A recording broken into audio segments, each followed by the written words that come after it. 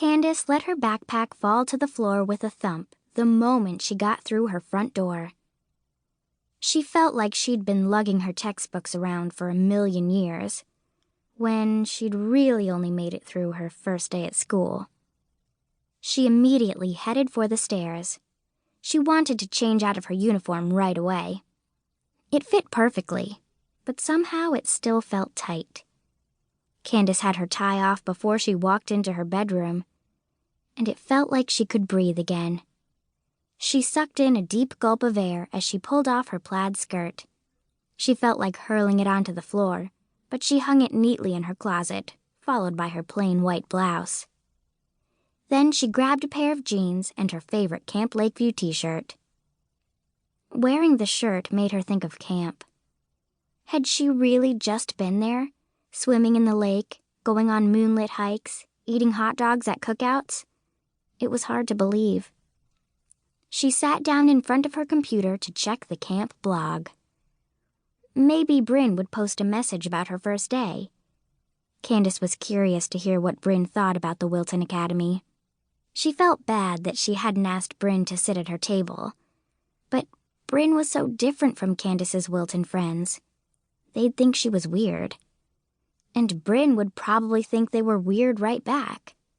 So it was probably better that Candace had kept them apart. "So how did it go your first day back?" her older brother asked from the doorway before Candace even had a chance to log on to the board. He was barefoot and wearing the cutoffs their mother hated. Lucky. He didn't have to go back to school for a few more days. The high school started later. "It was fine," Candace answered. She didn't want to get into details. Max was a great older brother in a lot of ways.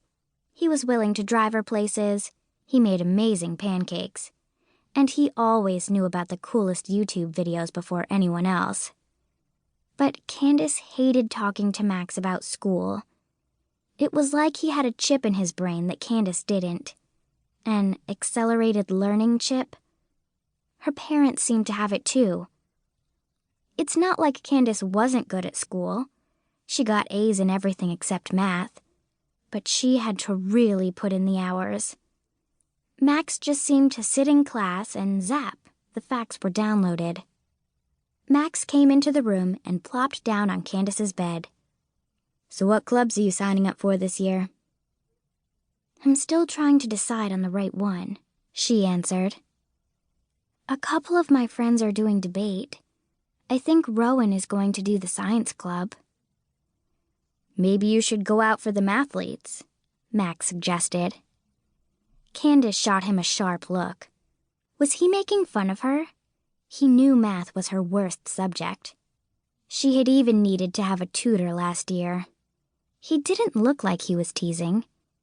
And usually when Max teased her, it was about something dumb, like if she loved a song he thought was bad. "I don't know if I'm good enough for the mathletes," Candace answered.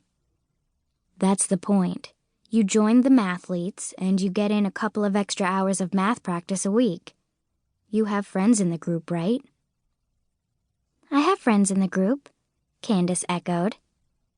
"At least, I'm almost positive Alan will sign up again."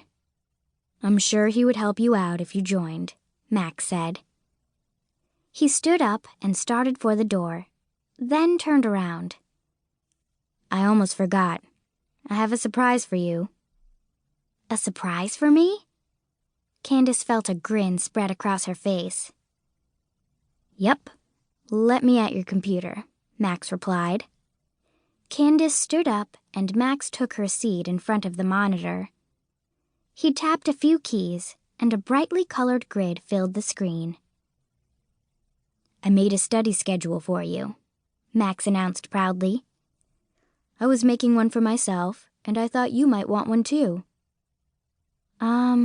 Thanks," Candace said, trying not to sound disappointed.